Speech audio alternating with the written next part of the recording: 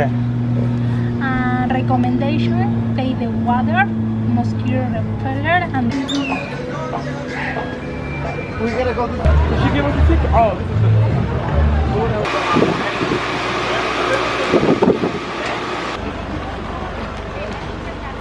this is the. So the Mayans built all of this. Yes.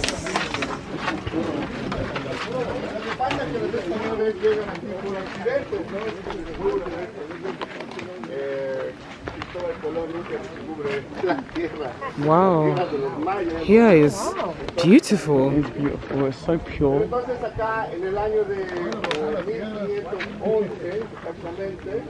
Are you Mayan? No, no. I am from Venus. All different tribes completely. Yeah. It's 2,000 kilometers apart. 2,000 kilometers apart. Okay.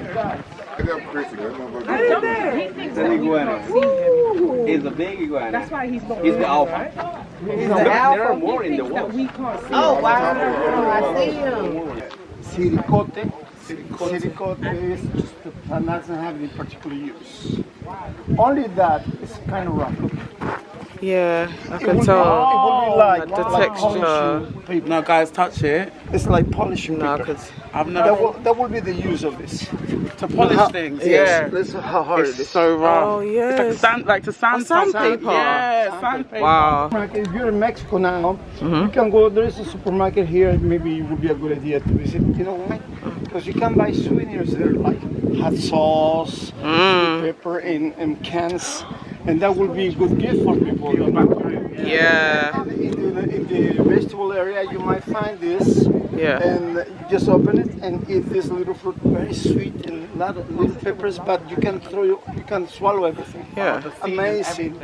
But this cactus, we eat it, the whole thing. It's a vegetable, and you can cook it with a lot of water. But it's very slimy substance. Yeah. I watched a YouTube channel. She actually made it into tacos. Yeah. You can do that with cheese or whatever. Yeah, Well, that's this, amazing. This substance that is very slimy, we found it in the walls because the walls were covered with murals, paintings, and that was the sealer. Oh. That seal and protect. Oh, wow. That strong. Yeah, that's very sticky. Be good. And Yeah, once it dries, it doesn't get wet anymore. It sticks. It's very. It's like Dupont, you know. It's like Dupont, Sherwin Williams, you know. It's interesting, huh? Very. So Mexico is important in many ways. We are one of the 6 original societies of the world. I'm going to tell you which are the five others. Egypt, India, Persia, China, Peru, Peru in South America, Yeah. and us. That means that we are societies that we create our own society without interference of nobody else. That's what it means. It means that we didn't create this society with the Greek influence, with the Persian influence, with the Mongolians or the Vikings. No, it's all made here, all Mexican made. That's what it means, original societies.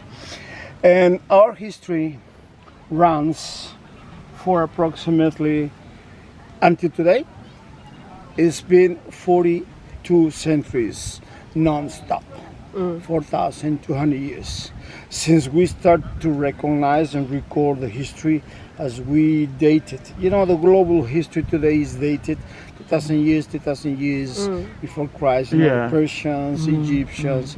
So we are at the same time as Egypt. Okay. And Mexico, in the shape of the country, has territories where these societies used to live. And what is interesting that when you look at the history of the world, it seems like the societies attack and abandon and move and spread throughout centuries and centuries. But here it didn't happen.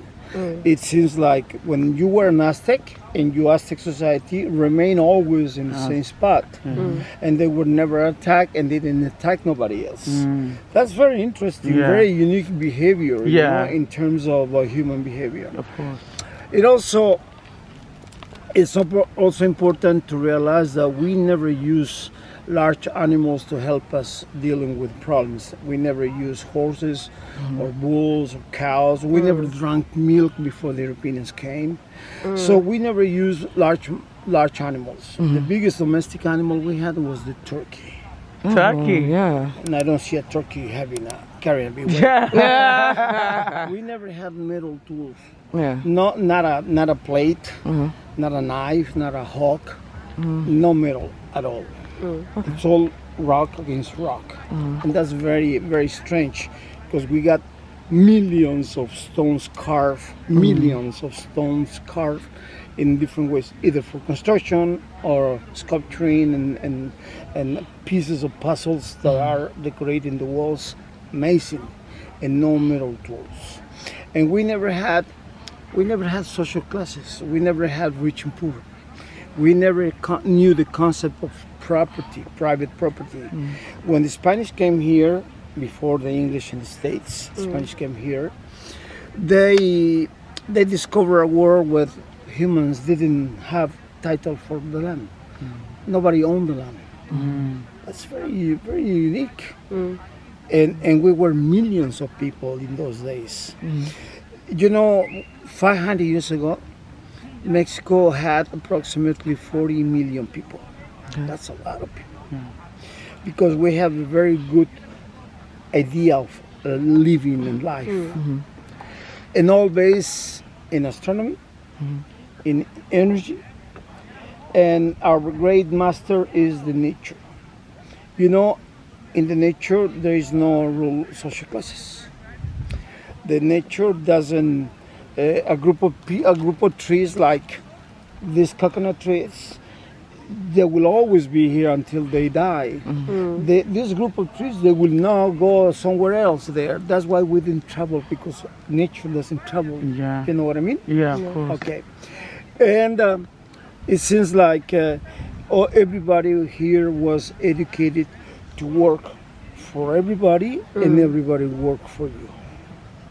It's very difficult to accept today, because we normally think that, okay, I want to use you, I pay you, and I want to get rich. Okay, we didn't have that concept. We don't have the material world that is ruling the whole system today. That's why it's so unique. And when you look at the remains, obviously it was big. It was important. Not only this, you know how many this is one archaeological site. We have restored to the public almost 200, but we still have 44,000 to open. 44,000 sites. It's big. It's big. It's just like China. Yeah. It's like all these big countries of the world, you know. So what we are living today is actually what Mexicans are going through today is the influence of the Western world came with the Spanish. Yeah. And we learn to think, analyze, we learn Spanish, we learn Catholic religion, and we lost the connection with the past. Genetically, we are still here. There is a genetic information. In the nature, you know, a coconut tree will always be a coconut tree. It will never change into a banana. Yeah. Or it never give you oranges or strawberries. Yeah. So in our society, you were programmed as a tree in the nature to be something in the society. That means that you had a job to do. You have a job a role in the society that you will fulfill with pride and honor. It's not that you're forced to. And you don't want nobody else welfare, because you are also just like them. That kind of society is that we have here. Okay, and when I talk about you, when I tell you about the genetic memory, it's because there are a lot of Mexicans that are considered poor Mexicans today. A lot of the people think that Mexico is poor because we don't have a great salary, because there is a lot of poverty in the country. But I just told you Mexico is the 15th largest economy of the world. Something wrong with it. If we are one of the richest countries, why there is a lot of poor people?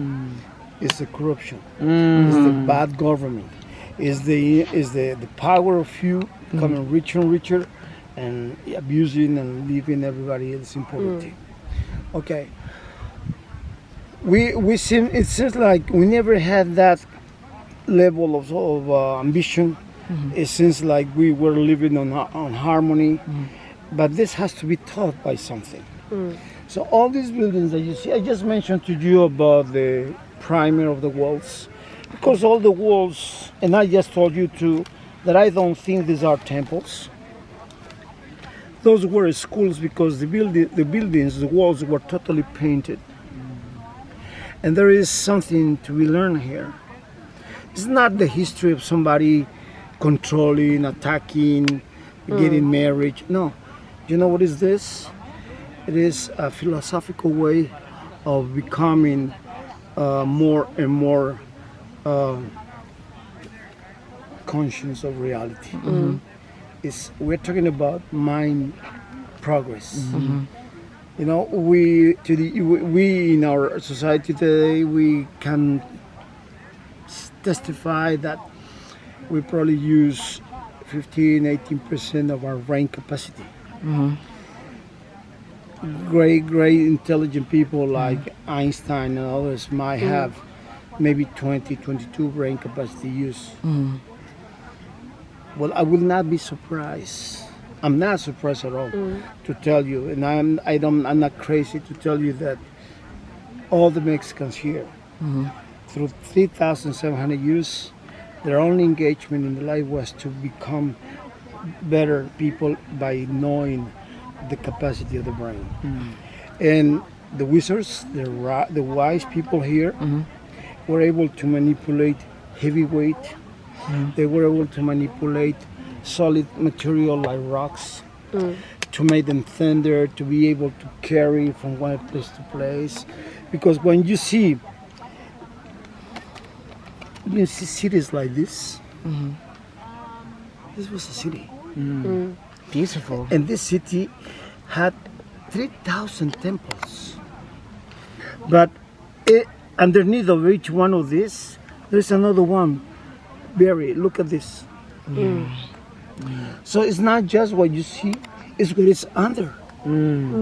Okay, under. We have a lot of, all these ones have another temple underneath. But why is that? Because every one of them is related to the transit of some constellations and stars. So they are meant to be calendars. And when the calendar ends, there's a new era, a new calendar. So they had to build a new temple.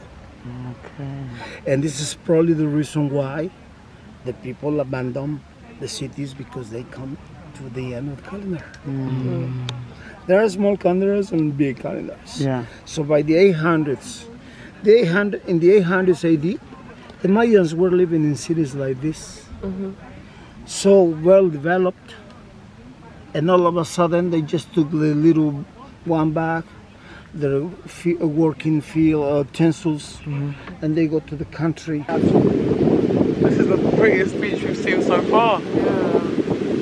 I am really enjoying this tour. He's so knowledgeable and so passionate about his country and the history. The weather is also really gorgeous today. It's really, really hot. On every planet, every building matches in different nights the position of stars. There are aligned stars. I don't know how, I can't remember what they use exactly. And you need 52 solar years to meet the calendar of the moon that move around the same rhythm. The solar calendar has 365 days, the moon year 260. If you start both calendars counting, it will be necessary 52 years until they meet again at the beginning. It's astronomy. Steps going all the way It's down. COVID that stopped them. And when there was no seaweed, a couple years ago, it would have been Fire. So I am chilling at my Airbnb by myself. B&T have gone off to do the cenotes. I can't swim, so yeah, it's kind of a no-brainer for me to not go. I'll just do a little piece of camera to just share my thoughts. So I've really enjoyed this trip. You know, today's my last full day here. I've loved the weather, I've loved the food, I've loved the amazing people that we've met. Everyone is honestly so friendly. and as a black woman, it's vibes. It's vibes. Nobody is racist towards you, nobody's mean, no one's unkind, everyone's really friendly, everyone's really welcoming. Everyone that we've met has always, you know, spoken to us in such a nice manner. I can't emphasize how lovely the people here are. One thing I will say is, bruh, all these people doing how to do Tulum on a budget, for me personally, budget Tulum is very, very, very expensive, to the point where today's my last day and I'm really exceptionally low on cash. So like, if I didn't have family where I can be like, yo, I'm a little strapped on cash, can you send me something, I can pay you back because I'm getting paid in a couple of days time, it would be really peak. So that's something that I definitely want to make clear. A lot of people online will be like, yeah, you can do Tulum on a budget, Tulum is cheap. It's not. It's really not. Obviously street food, for example, is the cheapest way to go. Like, we've come across some banging street places where you can, for example, get a taco for about 35 pesos each. But again, if you go and you sit in a restaurant to eat the same tacos, you could be paying anywhere from 160 pesos to 350. Do you know what I'm saying? So eating street food is a good way for you to budget and have your money last for longer. But when you're doing excursions or you're taking taxis, etc., it's expensive and money adds up. We're very lucky that I think T had gone somewhere and somebody had recommended a taxi driver, which we've basically been using him and his friends and his family, and they've been charging very reasonable rates. But everywhere else, they will charge you triple times the amount. So that's just something to keep in mind. Obviously, there's cheaper alternatives like riding a bike, using a scooter, walking, etc. But for me, I ain't gonna lie, I personally found that Tulum has been quite expensive. Very lovely place. I'm so glad that I've managed to experience it, but really expensive, not gonna lie. Now that I'm kind of left home to my own devices, what I am gonna do is I'm probably gonna just go grab some food. I want to do bits like pick up like key rings and little souvenirs for people, and then I'm probably gonna just start packing because I'm leaving here tomorrow morning. Also, if you've been rocking with my Mexico vlogs, thank you so much for watching. I do plan on doing a lot more travel content as well going forward, hopefully to more so affordable places. It was my girl's 30th birthday, which is why we came here. But yeah, I think going forward I will hopefully be in a position where I come out with a lot more money, or just alternatively be visiting cheaper destinations.